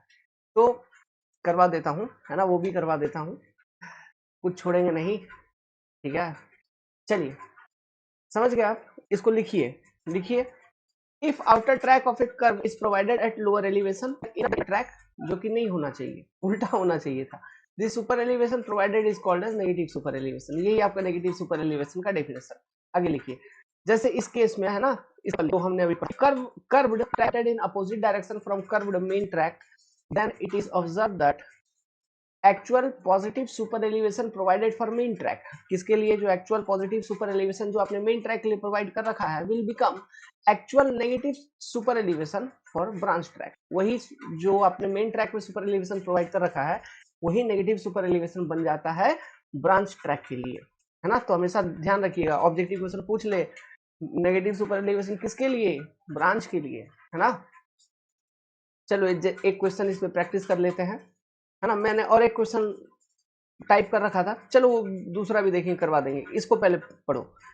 ये सब क्वेश्चन आए हुए हैं प्रीवियस ईयर क्वेश्चन में, इंजीनियरिंग सर्विस में आए हुए हैं और एसएससी जेई में भी पूछे हुए हैं ये सेम क्वेश्चन। और ये क्वेश्चन आपको रंगवाला वाला किताब में भी मिल जाएगा, सेम क्वेश्चन वहीं से छापा जाता है ना, उसका स्टैंडर्ड बुक। देखो स्टैंडर्ड बुक से कन्वेंशनल टाइप एग्जाम जब भी आप अटेम्प्ट करने जाओ, स्टैंडर्ड बुक फॉलो करके जाओ, उसमें जितना एग्जाम्पल प्रॉब्लम है, जो भी उसका एक्सरसाइज प्रॉब्लम है, उसका वही समझ में। आप हम भले ही मान लो बीटेक पढ़ने का 3 साल 5 साल तैयारी करते रहते हैं तो लगता है कि ये सारा वो सारा, लेकिन वो जो क्वेश्चन पेपर सेट करते हैं वो उस लेवल पे सेट करते हैं ना, तो उनको मालूम है कि स्टूडेंट कौन कौन सी किताबों को पढ़ते हैं, है ना। तो उनको सेलेक्ट करना है ना, तो वही वो चेक करते हैं कि आपने उन किताबों को ढंग से पढ़ा है कि नहीं। तो मैक्सिमम स्टैंडर्ड बुक से क्वेश्चंस आपको देखने को मिलते हैं, इसलिए लोग ज्ञान देते रहते हैं स्टैंडर्ड बुक्स को पढ़ना चाहिए, ये पढ़ना चाहिए, स्मार्ट वे में आएंगे ज्ञान देंगे, पढ़ना ही चाहिए, है ना। सिंपल सी बात, उसके पीछे ज्ञान देने वाली कोई बात नहीं है, सोचने वाली कोई बात नहीं है। स्टैंडर्ड बुक सभी पढ़ते हैं, पढ़ना चाहिए, है ना। अगर आप कोई serious type of exam attempt करो, जैसे कि इंजीनियरिंग सर्विस एग्जाम अटेम्प्ट करेंगे, गेट एग्जाम अटेम्प्ट करेंगे, गेट वगैरह के लिए तो अपना जो हम जो कंटेंट प्रोवाइड कर रहे हैं it is more than enough.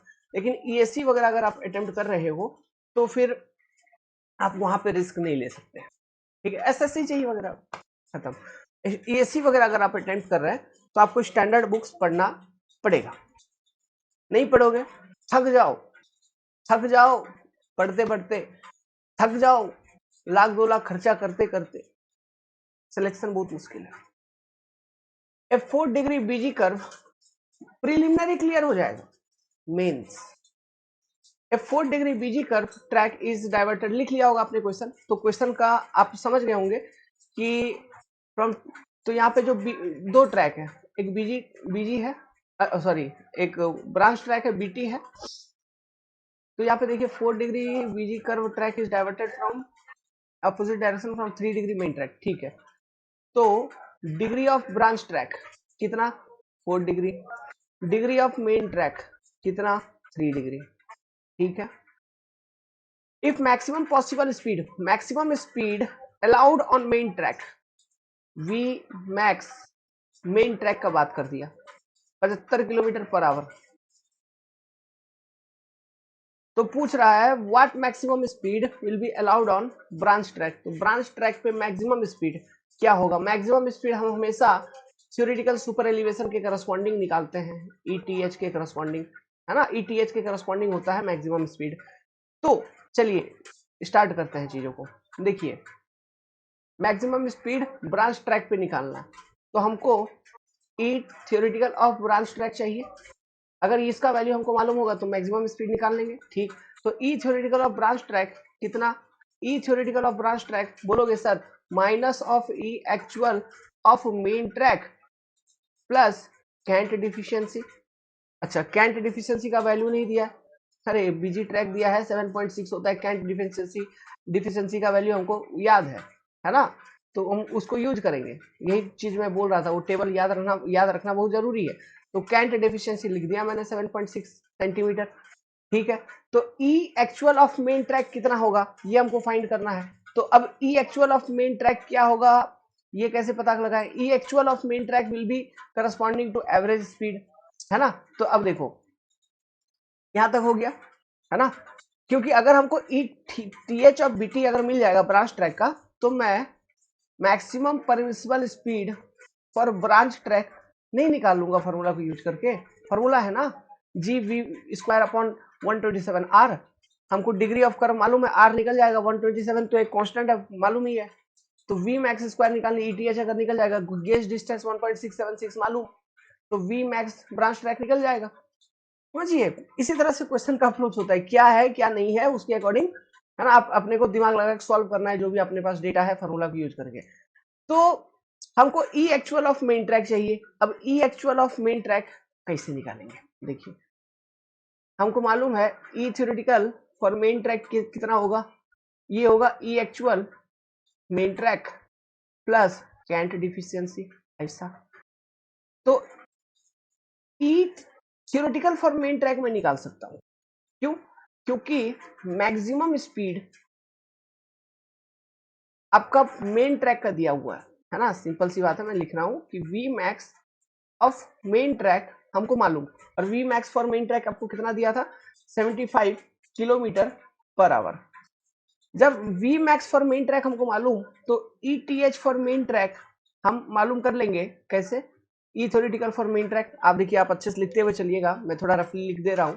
E theoretical for main track will be G V max M T का मेन ट्रैक का square upon 127 into radius of main track 1.676, 75 का स्क्वायर 127, एक मिनट यार, 127 into radius of main track 1720, degree of main track कितना था यार, degree of main track आपका था, एक minute, opposite direction, degree of main track 3। ठीक, तो यहां से आपका E theoretical for main track ये निकल गया, ये जो वैल्यू आपको निकलेगा E theoretical for main track it will be 12.94 centimetre. Calculate करिए इतना। जब E theoretical for main track आपने निकाल लिया, तो E actual main track will be equal to E theoretical main track minus cant deficiency, तो 12.94 -7.6, 5.347 सेंटीमीटर। तो ETH for branch track will be equal to -5.347 plus 7.6, यही तो होगा। इट विल बी कितना, ये आ गया आपका, सॉरी मतलब थोड़ा 2.253 centimetre, 2.253 centimetre.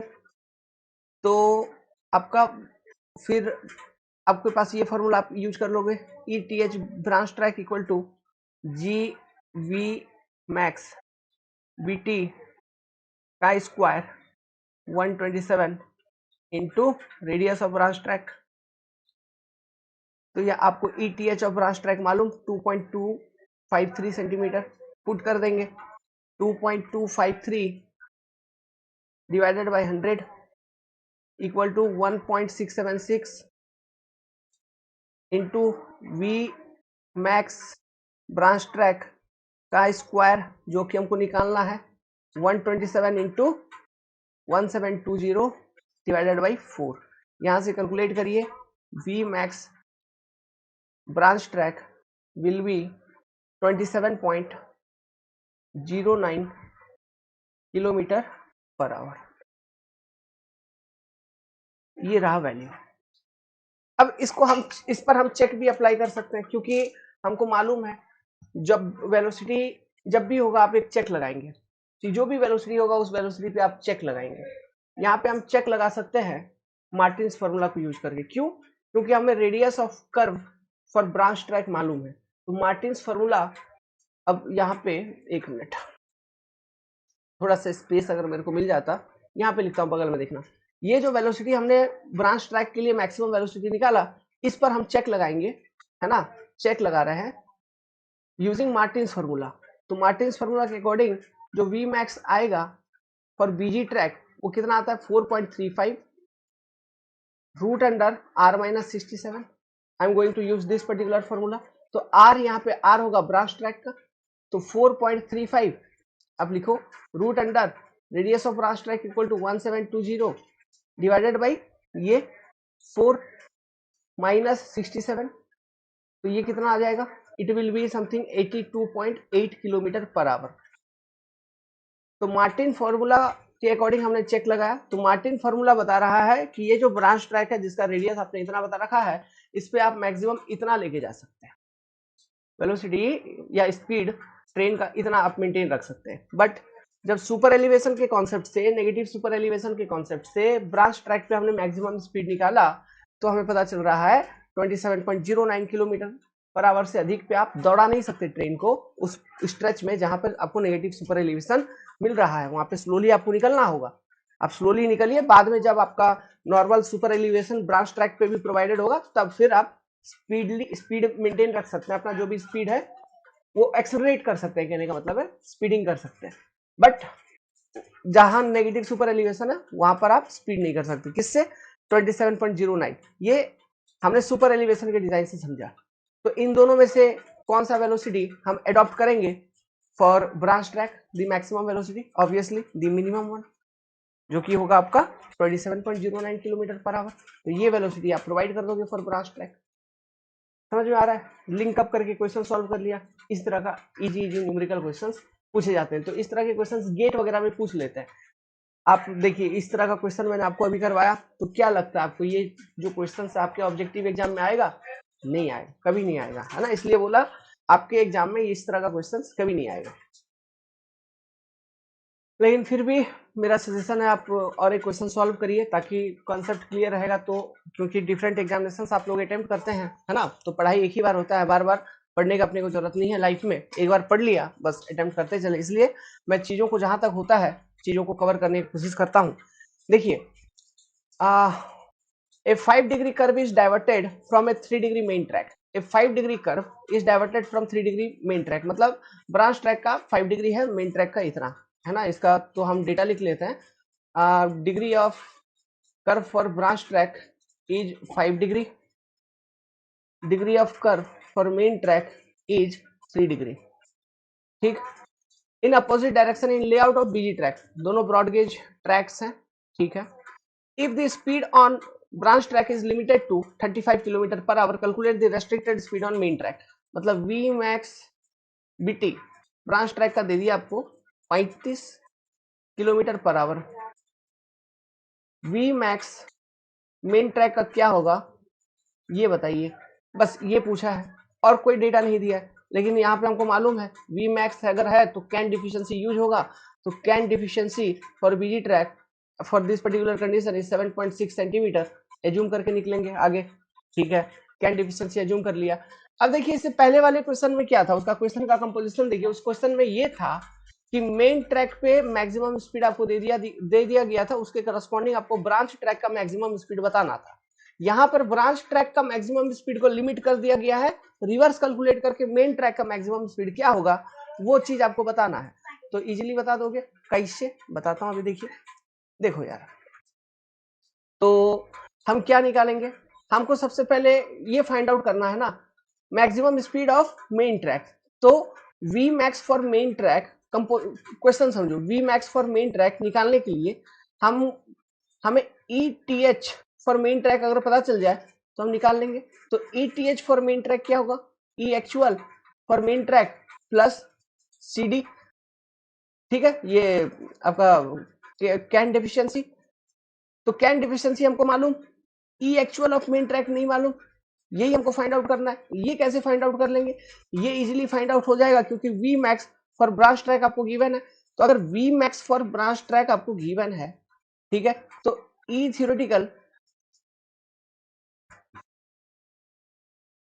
Theoretical for branch track हम इजीली कैलकुलेट कर लेंगे by using the formula G B max branch track का square by 127 into radius of branch track by using this particular formula. तो चलो पहले इसी को कैलकुलेट कर लेते हैं।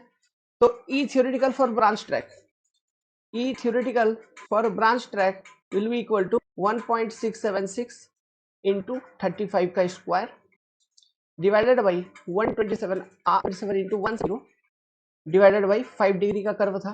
तो ये वैल्यू आपको निकल के आ जाएगा 4.7 सेंटीमीटर अप्रोक्सीमेटली। तो E theoretical for branch track आपने निकाल लिया 4.7 सेंटीमीटर।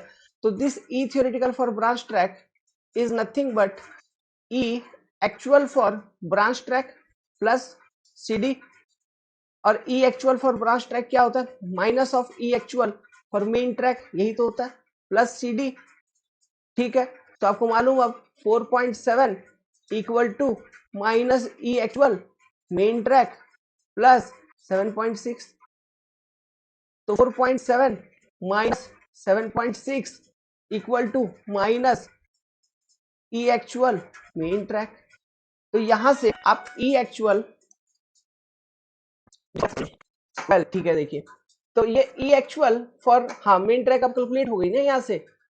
ये कितना आ गया आप कैलकुलेट करिए, 4.7 माइनस आप वो करेंगे 7.6, तो ये आ जाएगा आपका 2.9 सेंटीमीटर। जब ये वैल्यू आपको 2.9 सेंटीमीटर मिल गया ई एक्चुअल फॉर मेन ट्रैक, तो यहां से अब हम क्या निकाल लेंगे, जो हमको ई थ्योरेटिकल फॉर मेन ट्रैक निकालनी थी, तो 2.9 प्लस 7.6, ठीक है।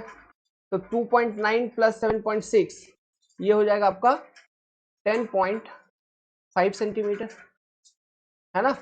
तो अब E T H for main track equal to G V M T max का square by 27 into 1720 divided by कितना डिग्री का कर्व था आपका, 3 डिग्री, 10.5 बाई 100, मतलब 100 क्यों कर रहा हूँ मीटर में लेने के लिए, है ना, 1.676 इंटू ये तो निकालना है वी मैक्स एम टी का स्क्वायर अपने को बताना है डिवाइडेड बाई 127 इंटू 1720,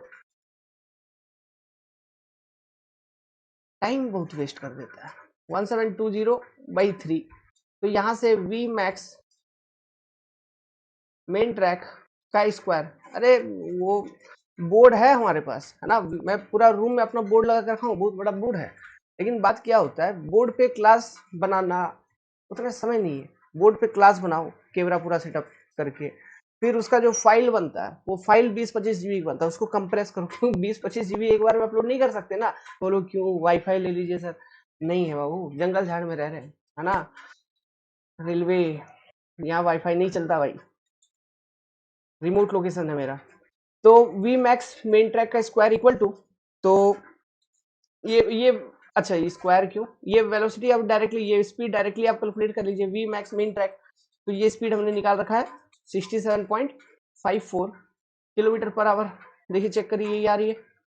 तो ये आप मैक्सिमम स्पीड प्रोवाइड कर सकते हैं मेन ट्रैक के लिए, ठीक है। अब इसको चेक करना है, चेक कैसे, अगेन मार्टिन्स फार्मूला। तो मार्टिन्स फार्मूला के according V max equal to 4.35, ये फार्मूला तो याद ही रखना हर वक्त, है ना, आपसे पूछ लेंगे 4.35 रूट अंडर, इसलिए बार बार मैं चेक में लगा रहा हूँ, ठीक है, आर माइनस 67। आपको ऑब्जेक्टिव क्वेश्चन में ये चेक लगाने की जरूरत नहीं पड़ेगी, वो क्वेश्चन उस तरह से डिजाइन नहीं होता है, लेकिन कन्वेंशनल क्वेश्चन में यदि आप चेक लगा के फिर इन दोनों का मिनिमम ऐसे बोल के लिखोगे, तो भाई जो भी एग्जामिनर है, नॉलेज नॉलेज आइडिया है ऐसा बोल के फुल टू फुल ही देंगे, एक्स्ट्रा नंबर तो नहीं देंगे, फुल टू फुल वो देंगे, नंबर काट नहीं सकते किसी भी एंगल से, कुछ भी कर लो, काटेंगे भी तो दावा कर देंगे, है ना, ऐसा है।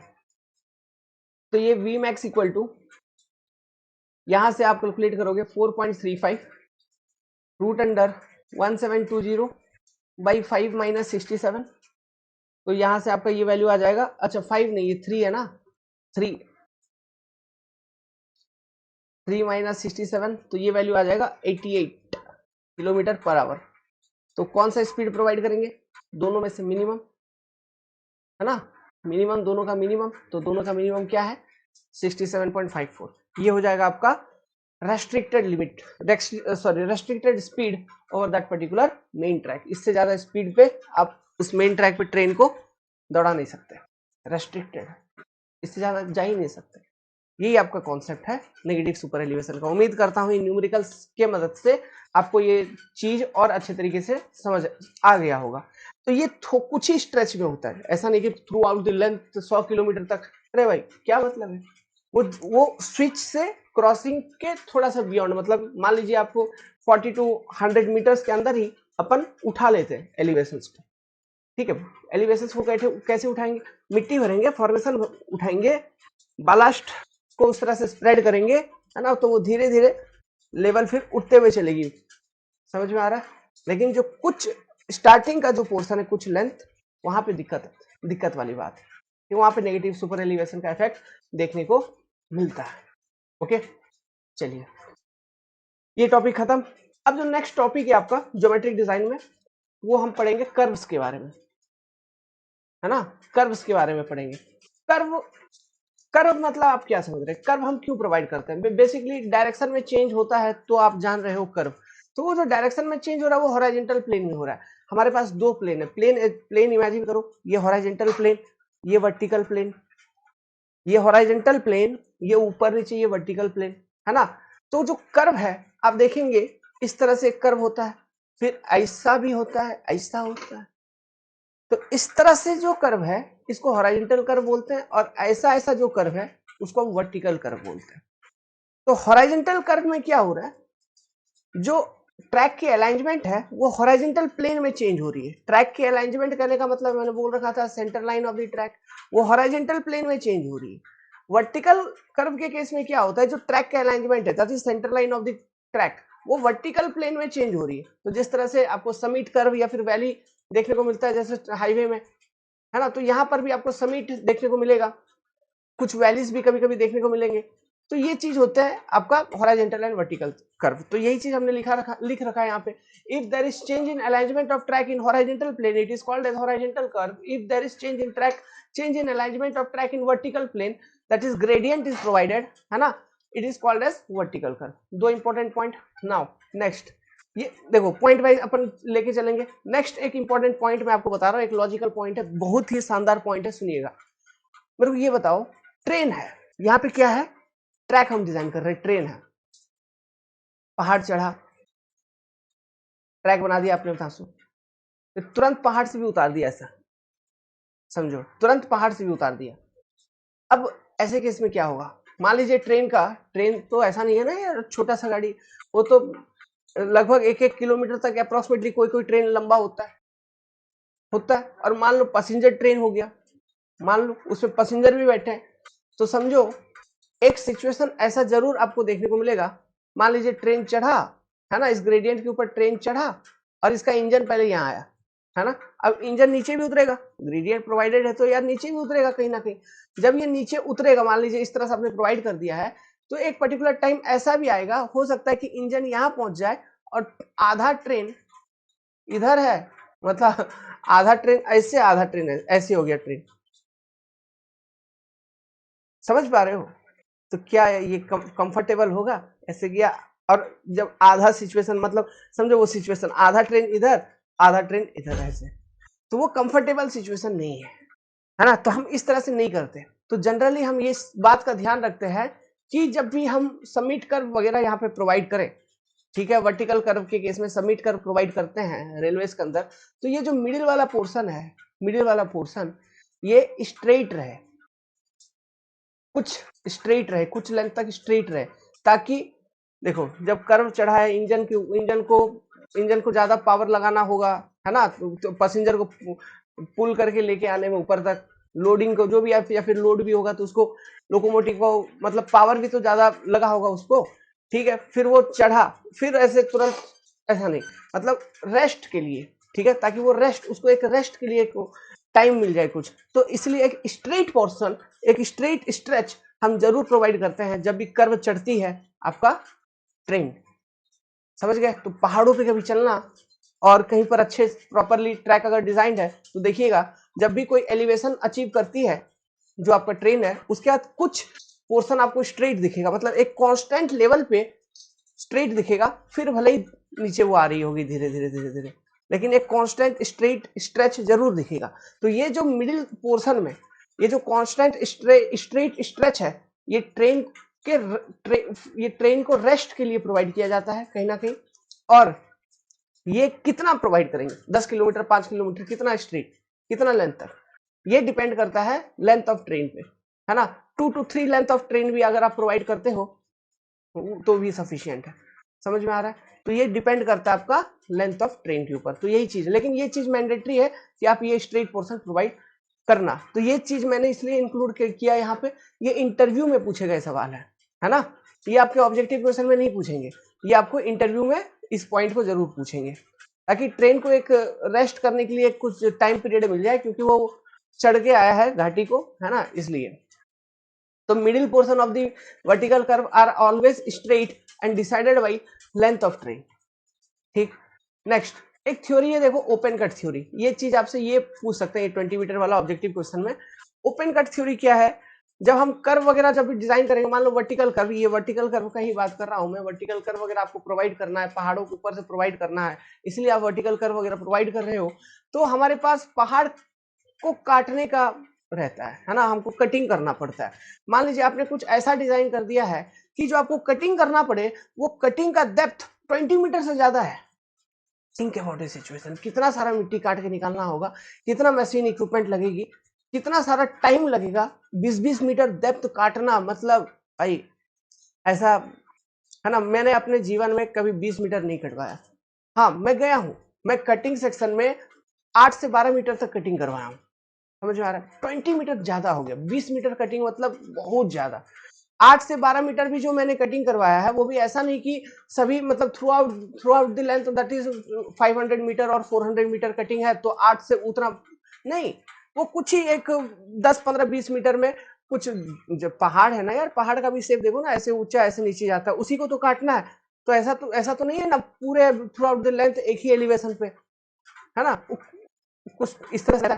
तो वो सेक्शन जो ऊंचा वाला सेक्शन होता है, तो उसी में ज्यादा लेंथ मिलता है। तो कुछ अगर कुछ लेंथ में है तब तो चले भाई, वो थोड़ा सा काट के हटा दो। लेकिन अगर बहुत सारा लेंथ, मान लो वैसे केसेस में उस लोकेशन पे वर्टिकल कर्व कटिंग करके, that is open cut theory, मिट्टी को काट करके फिर कर्व बनाना पॉसिबल नहीं है, अनइकोनॉमिकल हो जाएगा, बहुत ज्यादा हाईली अनइकोनॉमिकल। सो ऐसे केसेस में हम क्या करते हैं, जैसे ये पहाड़ है मान लो, इसको काट काट के हमको बना था, है ना, तो हम वो नहीं बना के हम सीधा इधर से जाएंगे, स्ट्रेट इधर बाहर निकल जाएंगे टनल के माध्यम से। इसलिए आप देखेंगे कहीं कहीं पर 2-2 मीटर 3-3 मीटर का टनल रहता है। क्यों रहता है? क्योंकि वो एरिया हिली एरिया था। अब उस एरिया में तुम मिट्टी ये कटिंग करके फिर तुम ट्रैक बनाते इस तरह से, एक तो ग्रेडियंट प्रोवाइड करना है, इतना एक्सकवेशन करना है, बर्डन है, टनल प्रोवाइड कर दिया सीधा, समझे? तो इसके लिए एक जो गाइडलाइन दिया गया है वो ये दिया गया है कि अगर आपको 20 मीटर से ज्यादा डेप्थ ऑफ एक्सकवेशन बढ़ रहा है तो ऐसे केसेस में जो कंस्ट्रक्शन है वो अनइकोनॉमिकल हो जाएगा, तो आप टनल्स को प्रोवाइड करिए, यूज टनल। तो this is a guideline, small guideline, है ना, जो कि फॉलो करता हुआ चलता है। तो ये कर्व है, इसके अंदर हम लोग चलेंगे, हम लोग एक एक करके दोनों तरह के कर्व को पढ़ेंगे। हॉरिजॉन्टल कर्व को पढ़ेंगे अब, है ना। हॉरिजॉन्टल कर्व में बेसिकली हमारा जो पहला टास्क होगा वो ट्रांजिशन लेंथ, ट्रांजिशन कर्व का लेंथ को डिजाइन करना। देखिए होता क्या है, हॉरिजॉन्टल कर्व मतलब ऑब्वियसली सर्कुलर आर्क, ठीक है। तो पहले स्ट्रेट ट्रैक था, फिर अचानक से अगर सर्कुलर आर्क में जाएगी ट्रेन, पॉसिबल है क्या? तुरंत ओवरटर्न होगा, क्योंकि सेंट्रीफ्यूगल फोर्स तुरंत एक्ट करने लगेगा बॉडी के ऊपर, उस ट्रेन के ऊपर, और ट्रेन तुरंत ओवरटर्न कर जाएगी। ये बात डिफिनाइट है। तो इसलिए इसलिए हम डायरेक्टली, और तो और ये पॉसिबल भी नहीं है यार। स्ट्रेट ट्रैक है, फिर कर्व ट्रैक जहां से शुरू हो रही है वहां से सुपर एलिवेशन आपको देना है, तो ये स्ट्रेट ट्रैक यहाँ पे ये खत्म हो रही है, मान लो outer rail of straight track यहाँ पे खत्म हो रही है, फिर कर्व पोर्शन में आउटर रेल जो होगा वो कुछ एलिवेशन पे होगा। कैसे चलेगा ट्रेन? ऐसा नहीं होता है ना। व्हीकल्स वगैरह में चलो गाड़ी वाड़ी है, बाइक वगैरह है, ब्रेकर वगैरह चढ़ जाता है, ट्रेन के केस में ऐसा नहीं है ना। ट्रेन में ब्रेकर देखे हो क्या? नहीं प्रोवाइड करते। तो यहाँ पे क्या होता है, या हाईवेज में भी हम ट्रांजिशन कर्व प्रोवाइड करते हैं, तो यहाँ पर भी हम ट्रांजिशन कर्व प्रोवाइड करेंगे। मतलब जो स्ट्रेट ट्रैक है उससे सर्कुलर आर्क को कनेक्ट करने के लिए हम अचानक से ना चेंज करते हुए ग्रेजुअली धीरे धीरे चेंज करेंगे, ताकि सब चीज ग्रेजुअली इंट्रोड्यूस होता हुआ चले, सेंट्रीफ्यूगल फोर्स ग्रेजुअली इंट्रोड्यूस होता हुआ चले, आपका सुपर एलिवेशन ग्रेजुअली इंट्रोड्यूस होता हुआ चले, सब चीज, ताकि पैसेंजर एक कंफर्ट फील करे। फिर जाके वो जब सर्कुलर आर्क पे चलेगा तो स्मूथली वो चलेगा, फिर निकल जाएगा बाहर, ठीक है। तो यहाँ पर हम एज्यूम करते हैं जैसे कि ट्रांजिशन कर्व हम प्रोवाइड कर रहे हैं, तो ये लेंथ ऑफ ट्रांजिशन कर्व है।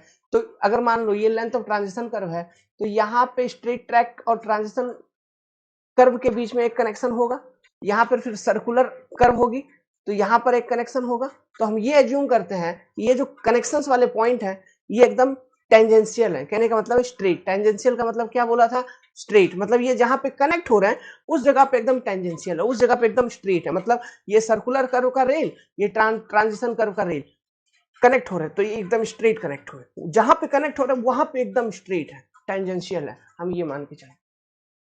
समझ में आ रहा है बात इन सब चीजों को? और अगर ये ट्रांजिशन लेंथ आपको मालूम है, एट स्टार्टिंग इसका रेडियस होगा इन्फिनिटी, और जब सर्कुलर कर्व से मीट कर रहा है तो जो भी ये सर्कुलर आर्क उसका जो भी रेडियस है वो design radius R of transition curve tends to R of circular curve achieve करेगा। तो यहाँ पे हमको ये length of transition curve decide करना है, ये कैसा होगा, इस तरह से कैलकुलेट करेंगे। फिर कौन कौन से टाइप ऑफ ट्रांजिशन कर्व हम प्रोवाइड कर सकते हैं, इक्वेशन ऑफ ट्रांजिशन कर्व क्या है, ट्रांजिशन कर्व को कैसे सेट करते हैं ऑन फील्ड, इस तरह के कॉन्सेप्ट्स हैं जो हमें पढ़ने हैं रिलेटेड टू ट्रांजिशन कर्व। फिर बेस्ड ऑन ट्रांजिशन कर्व हमने आपको बताया था सेफ स्पीड हम डिसाइड करते हैं ट्रैक के ऊपर, तो based on transition curve safe speed हम कैसे कैलकुलेट करेंगे वो, समझे? ये हुआ। फिर उसके बाद हम वर्टिकल कर्व पे चलेंगे, वहां पे फिर रूलिंग ग्रेडियंट है, मोमेंटम ग्रेडियंट है ना, अलग अलग चीज फिर वहां पे आते हुए चलेंगे। इसी के साथ आपका ज्योमेट्रिक डिजाइन खत्म हो जाएगा। तो नेक्स्ट क्लास में आपका ये पोर्शन पूरा पूरा समाप्त कर दिया जाएगा, ठीक है।